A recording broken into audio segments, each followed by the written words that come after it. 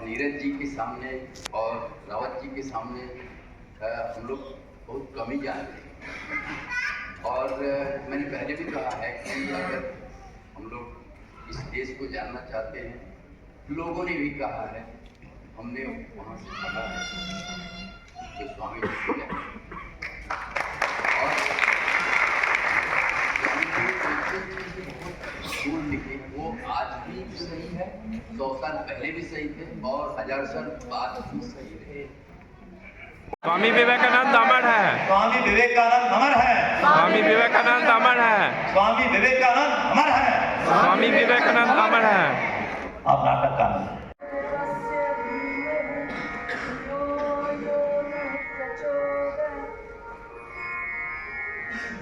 भगवान, आप बड़े दयालु, आप बड़े महान। प्रभु, आप सबकी सुनते हैं। आपने मेरी भी बहुत सारी प्रार्थनाएं सुनी हैं। फिर भी दिल में एक इच्छा है जो प्रार्थना बनकर रोदों पर आए। संतान का सुख दिया है आपने प्रभु, मेरी गोद में एक पुत्र देने की इच्छा। भगवान तुम्हारा भला करे। बेटिया पूजो हो गए छे? हाँ काका बाबू। भगवान तुम्हारा भला करे। बिटिया आज फिर तुमने भगवान से ऐसा पुत्र की मांगी होगी। जी हाँ काका बाबू, और देखना शिव जी बड़े दयालु है, एक दिन वो मेरी विनती जरूर सुनेंगे। हाँ बिटिया, मेरा दिल भी यही कह रहा है। काका बाबू, प्रभु ने पुत्रियां तो कही थी, परंतु एक पुत्र के लिए मैं दिन रात शिव जी से प्रार्थना कर रही हूँ। मेरी एक नातेदार है जो वाराणसी में रहती है। मैंने उनसे इस पत्र द्वारा और काशी में विदेशों शिव जी की पूजन करने की प्रार्थना की है।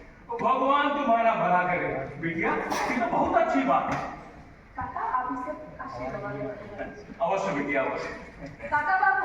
हाँ बिटिया। भगवान आपका भी भला करे।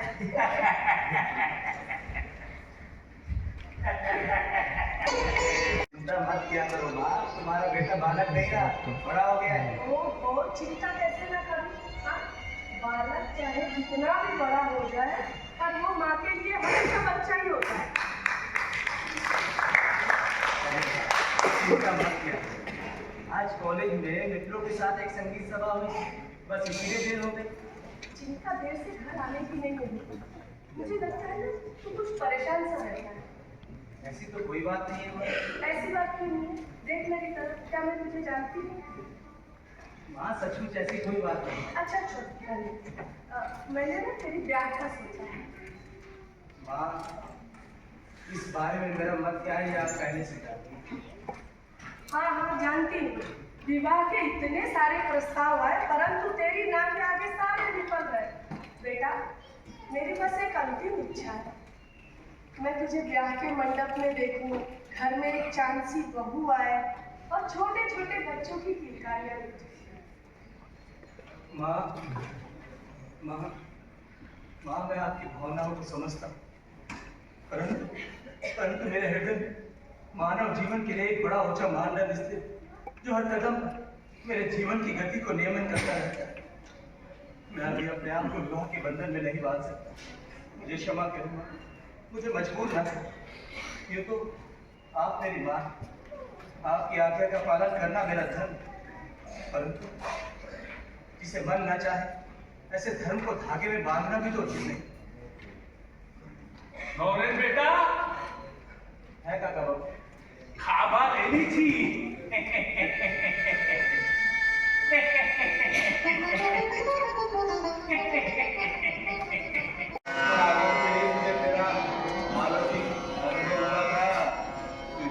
बाद आया है, मैं तेरी कैसी प्रतीक्षा कर रहा था तो सोच भी नहीं सकता। महाराज आने में कुछ विलंब, उसके लिए खेद।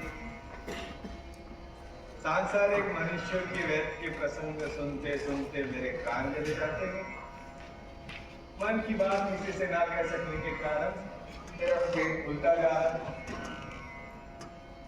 याद है तेरी मेरी पहली भेंट कहाँ हुई थी? याद है महाराज, नवंबर 1881 मित्र सुरेंद्र नाथ जी के यहाँ, जब मैंने आपसे धर्म के विषय में कुछ प्रश्न पूछे, फिर मैंने आपको एक पत्री गाकर सुनाया। आप मेरी गायकी से बहुत प्रसन्न हुए थे महाराज। महीना सर हर बात तुझे याद है। तो तुझे ये भी याद होगा कि उस समय मैंने तुझसे क्या कहा था? याद है महाराज, आपने कहा कि मैं समझ गया कि नरेंद्र कौन और किस लिए जन्मा। उसी क्षण आपकी योग दृष्टि संपन्न चक्षुओं के सामने मेरे भावी जीवन का चित्रपट उज्ज्वल आलोक की भांति प्रकाशमान हो उठा। महाराज, ये आपका प्रेमी तो है, जितना आप मुझे याद करते हैं उतना मैं भी तो आपको याद करता हूँ। देखो देखो देखो, देवी के ज्ञान लोक से नरेंद्र कैसे चमक रहा है।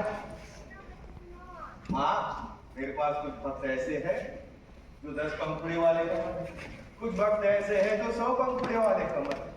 मगर नरेंद्र, माँ, नरेंद्र मेरा 1000 पंखुड़ियों वाला सहस्त्रदल कमल है। क्या तो सोने से पहले कोई सुखी देखता? हाँ महाराज, मिल रहा है, तो सब कुछ मिल रहा है। ये ध्यान सिद्ध है, तो जन्म से ध्यान सिद्ध है। महाराज, क्या आपने ईश्वर को देखा है? हाँ, मैंने ईश्वर को देखा, ठीक वैसे ही जैसे तुम लोगों को देखता हूँ, बल्कि उससे भी और अधिक स्पष्टता से। जैसे तुम लोगों को देखता हूँ, तुम लोगों से बातें करता हूँ, ईश्वर को भी देखा जा सकता है, उनसे भी बातें की जा सकती है। जन्म से ये कौन चाहता है? लोग स्त्री और पुरुष के शोक में घड़ो आंसू बहाते, वे स्वधन के लिए तरसते, परंतु ईश्वर का दर्शन नहीं हुआ। ऐसा दर्शन तो आनंद है, उन्हें नहीं पा सका, उन्हें नहीं पा सका, उन्हें नहीं पा सका। यदि ऐसा कहकर कोई व्याकुल होकर उन्हें पुकारता है तो वो अवश्य दर्शन देते। महाराज, आप महान, पवित्र और त्यागी, इसी कारण मानव हृदय की श्रद्धा, पूजा और सम्मान पाने के यथार्थ अधिकारी। तू भी एक दिन महान बन जाएगा। मेरा एक शिष्य है केशव चंद सिंह। हाँ महाराज, मैंने उनके विषय में सुना, वो अपने शक्ति विशेष के उत्कर्ष से जगत विख्यात बने। ऐसी 18 शक्तियां पूर्ण रूप से तेरे भीतर है। उसके अंदर दीपशिखा की भांति ज्ञान लोक जल रहा है, परंतु तेरे भीतर ज्ञान सूर्य ने उदय होकर माया मोह को लेश तक दूर कर दिया है।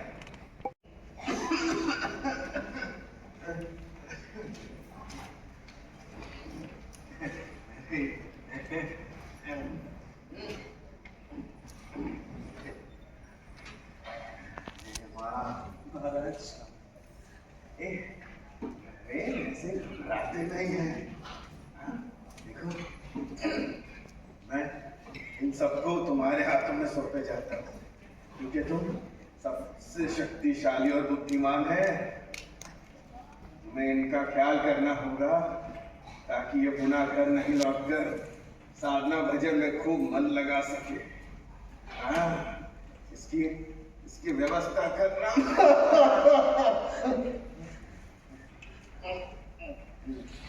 अरे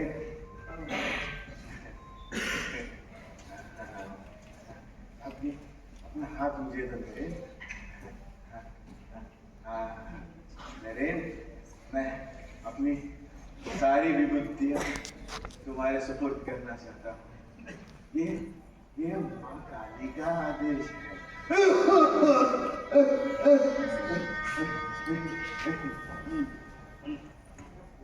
हे माँ काली,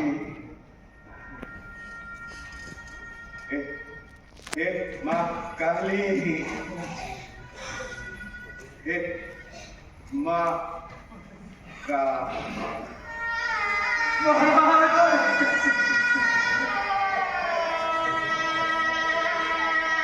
साधु के भेष में चोर उचक्के घूमते हैं, जरा संभाल के रहिएगा। खुशी जी, कैसी बातें कर रहे हैं आप? मेरे मेहमान हैं। चलिए, उनसे मिलवाता हूँ आपको।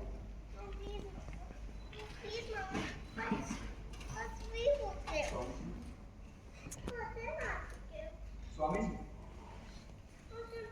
स्वामी जी, स्वामी जी, ये मुंशी जगमोहन लाल राजा साहब के प्राइवेट सेक्रेटरी। नमस्कार स्वामी जी। अरे भाई खान साहब जी। जरा हमें एक गिलास पानी तो पिलवाइए।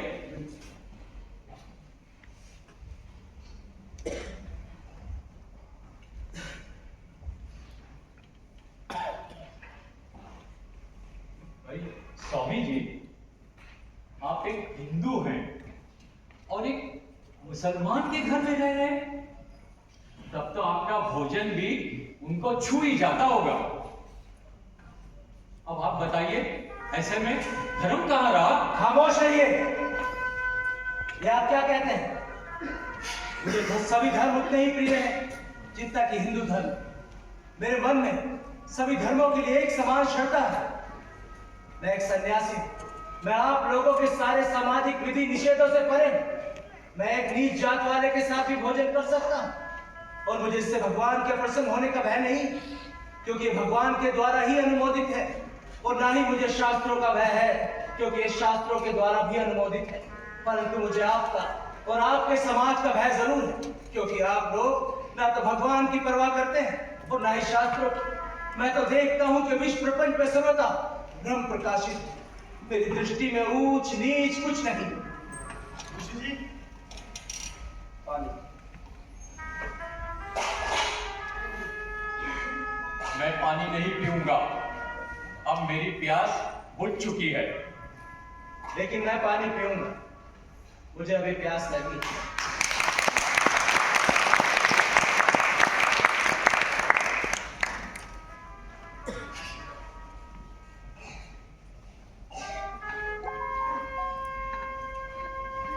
स्वामी जी, महाराज, महाराज मुझे क्षमा कीजिए महाराज, मुझसे बहुत बड़ी भूल हो गई महाराज। कोई बात नहीं महाराज, आपका परिचय तो राजा साहब से होना आवश्यक है। क्या आप मेरी विनती पे राजमहल चलना स्वीकार करेंगे? अवश्य।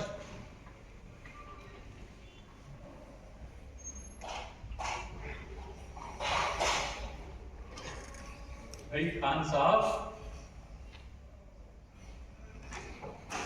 आप पानी मैं भी पीऊंगा। आसन ग्रहण करें। अवश्य। स्वामी जी, हमारे जहन में ऐसे कई सवाल हैं जिनका हमें आज तक मनपूर्वक उत्तर नहीं मिला। ठीक, आप मुझसे पूछिए। मसलन आप ये गेरुआ वस्त्र क्यों धारण करते हैं? क्योंकि ये भिक्षुकों की पोशाक है। उजला कपड़ा पहने रहने पर गरीब लोग मुझसे भिक्षा चाहें, परंतु मैं तो स्वयं भिक्षुक हूँ। अक्सर मेरे पास एक फूटी कौड़ी भी नहीं होती, अतः चाहने पर भी जब मैं नहीं दे पाता तो मुझे अत्यंत कष्ट होता है। इसीलिए मैं इस तरह के वस्त्र धारण करता हूँ कि वो लोग मुझे अपनी तरह ही समझें। अच्छा ये बताइए, जीवन क्या है? हमारे आसपास की प्रतिकूल अवस्थाएं अपने जीव को दबाए रखने की चेष्टा करती हैं। उन अवस्थाओं से प्रभावित हुए बिना जीव की अंत शक्ति अपने आवरण को हटाती तथा अपना कर्म विकास करती रहती। जैसे जब मनुष्य का जन्म होता है तो उसका कोई नाम नहीं, लेकिन जब मनुष्य की मृत्यु होती है तो उसका नाम होता है। इस जन्म से लेकर मृत्यु तक की यात्रा को ही जीवन कहते हैं। स्वामी जी, हम आपके शिष्य बनना चाहते हैं। अवश्य। अपने मन में कई बार ईश्वर को याद कर, अपने आप पर विश्वास कर। जब तक तुम्हें अपने आप पर विश्वास नहीं आएगा तो ईश्वर पर भी विश्वास नहीं आएगा। कहो, मैं अपने आप पर विश्वास करता हूँ। मैं अपने आप पर विश्वास करता हूँ। मैं ईश्वर पर विश्वास करता हूँ। मैं ईश्वर पर विश्वास करता हूँ। मैं अपने आप पर विश्वास करता हूँ। मैं अपने आप पर विश्वास करता हूँ। मैं ईश्वर पर विश्वास करता हूँ। मैं ईश्वर पर विश्वास करता हूँ। मैं अपने आप पर विश्वास करता हूँ। मैं अपने आप पर विश्वास करता हूँ। मैं ईश्वर पर विश्वास करता हूँ। मैं ईश्वर पर विश्वास करता हूँ। मैं तुम्हें अपना शिष्य स्वीकार करता हूँ।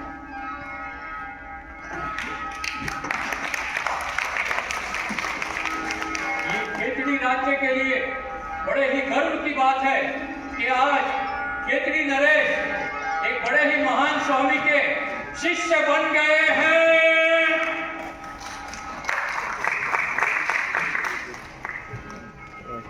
महाराज, धार्मिक जीवन के साथ साथ लौकिक जीवन में भी मैं आपका सहयोग चाहता हूँ। आगे रहिए। मैं एक प्रयोगशाला बनाना चाहता हूँ जहाँ भौतिक विज्ञान, खगोल अथवा रसायन विज्ञान पर अध्ययन किया जा सके। इस कार्य के लिए स्वामी जी को राजभवन का सबसे ऊपर वाला कमरा दिया जाए और स्वामी जी और कोई आवश्यकता हो तो आपके आज्ञा अनुसार प्रस्तुत कर दिया जाएगा। धन्यवाद महाराज।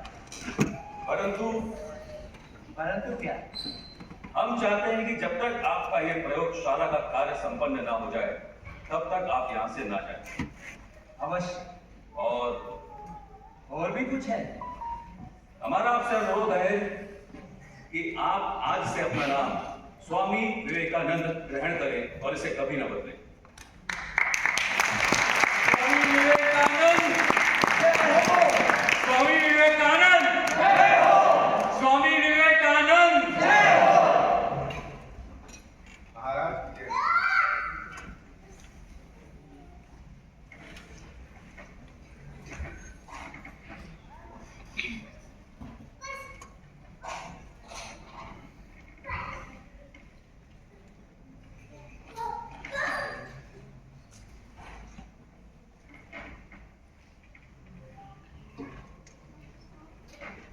हम आज से आपको स्वामी विवेकानंद पुकारेंगे।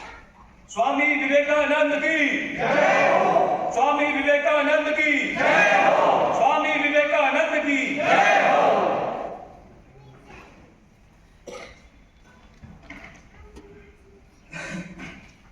महाराज की जय। कहो द्वारपाल, क्या बात? महाराज, एक नर्तकी आई है और आपके दर्शन करना चाहती है। द्वार पर आपके आदेश की प्रतीक्षा कर रही है।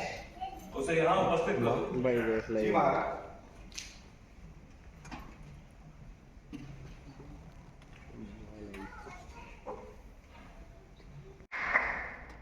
अमेरिकी बहनों और भाइयों,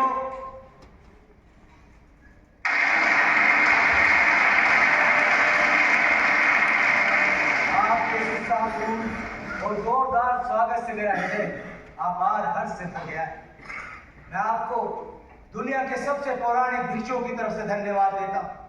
मैं आपको सभी धर्मों की जननी की तरफ से धन्यवाद देता हूँ और मैं आपको सभी जाति संप्रदाय और लाखों करोड़ों हिंदुओं की तरफ से धन्यवाद देता हूँ।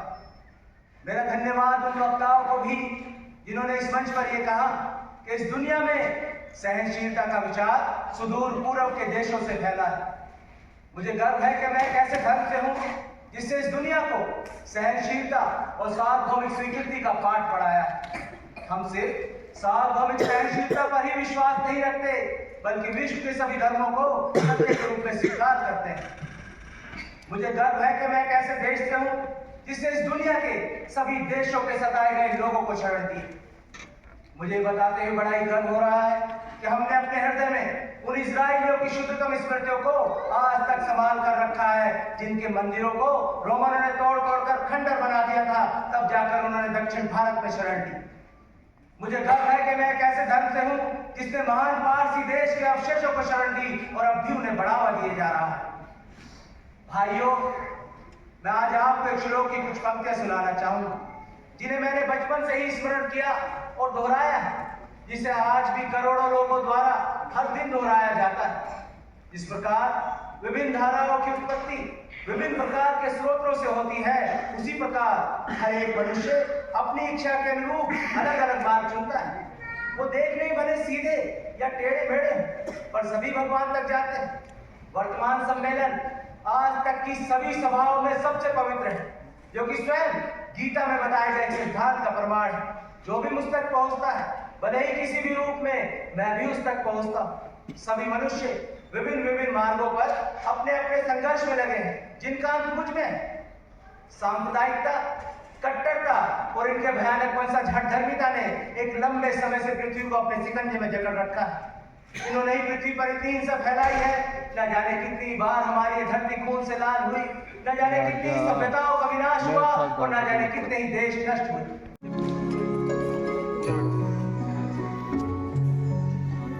उठो, जागो और तब तक रुको नहीं जब तक मंजिल प्राप्त ना हो जाए। स्वामी विवेकानंद! स्वामी विवेकानंद! स्वामी विवेकानंद!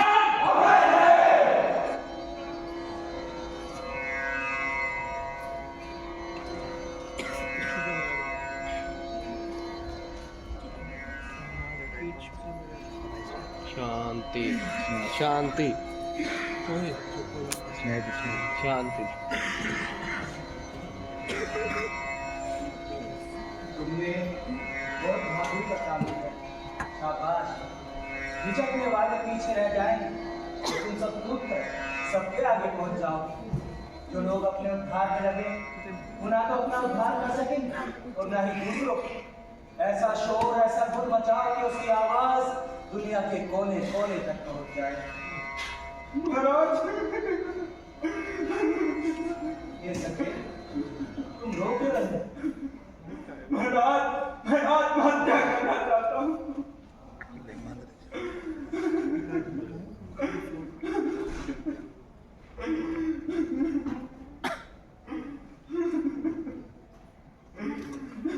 सारी शक्ति तो तुम्ही में है भगवान।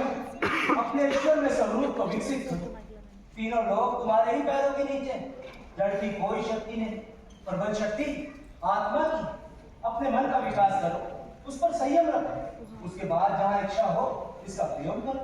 इससे अति शीघ्र ही फल की प्राप्ति होगी। यह आत्मोन्नति का उपाय है। एकाग्रता से उसके बाद जहाँ इच्छा हो इसका प्रयोग करो। इससे संसार में तुम्हें कभी कुछ खोना नहीं पड़ेगा। जो समस्त को प्राप्त करता है वो अनिष्ट को भी प्राप्त कर लेता है।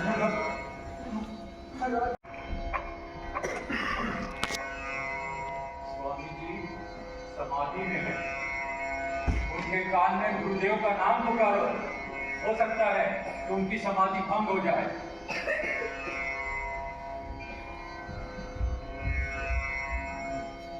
जय श्री गुरुदेव,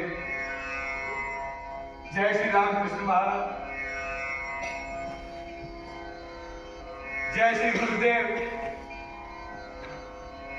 जय श्री रामकृष्ण महाराज, जय श्री गुरुदेव, जय श्री रामकृष्ण महाराज।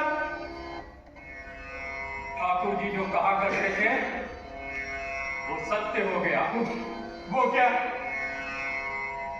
ठाकुर जी कहा करते थे स्वामी जी से कि जब तू सर्वसम्मति को जान लेगा उसी दिन अपना शरीर त्याग देगा।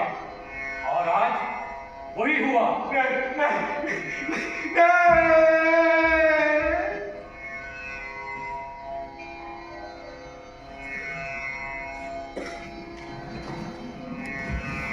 स्वामी विवेकानंद